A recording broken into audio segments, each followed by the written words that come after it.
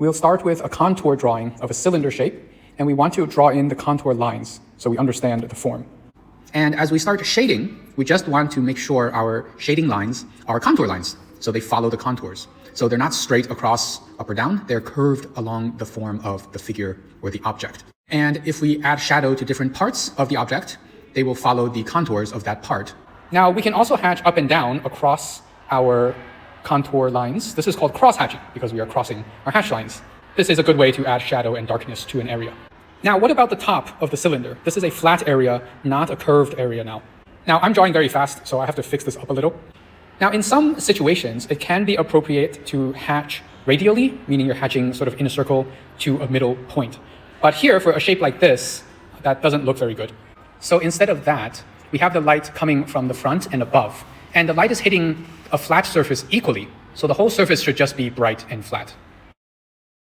Now, we may like to hatch diagonally. This is how many people start off doing it. Here's what it looks like if we hatch diagonally on this cylinder.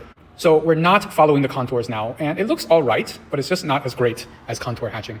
And a final note on using straight lines. Contour hatching doesn't have to have curved lines. Straight lines are fine if you have straight planes. Something like a cube, the contours are straight and flat. So here, using straight lines is fine. Okay, let's put this to use in something a little more real, more complicated than a shape. Of course, you don't have to try something as complicated as a hand, but I'm just drawing my hand here. And notice how, again, it's a contour line drawing, so I want to understand and put in the contours of the form in 3 dimensions, in 3D. Now we have to pay close attention to things like the fingers, which have different parts facing different directions. So the contour drawing will have to communicate this, and when we shade, we'll have to follow different contours. So as we shade, notice how on the top of the finger, the contour lines curve one way, and then they're straight in the middle, and they curve the other way at the bottom of the finger. So we would repeat this process for the different fingers and different parts of the hand. Definitely, I have to look at my hand because different fingers may be doing different things. So each one will have its own contour lines in different directions, drawn in different ways. Be careful of one mistake people often make when drawing a round shape. Notice that at the bottom of a round shape, lines are actually horizontal as they come around. So make sure your lines start going horizontal or sideways before they curve up. Don't start them coming straight out of the edge. They should be coming curved and curving into the form.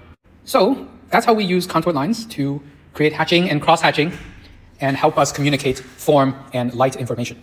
As far as hands go, this is not a very good drawing of a hand. I tried to clean it up with some 6B pencil, but this is not a how to draw hands tutorial. I'm rushing this very much to show how we use these lines, and that's all it's for, it's how to practice. So definitely practice yourself, find something you want to draw, you can draw, and practice some contour lines.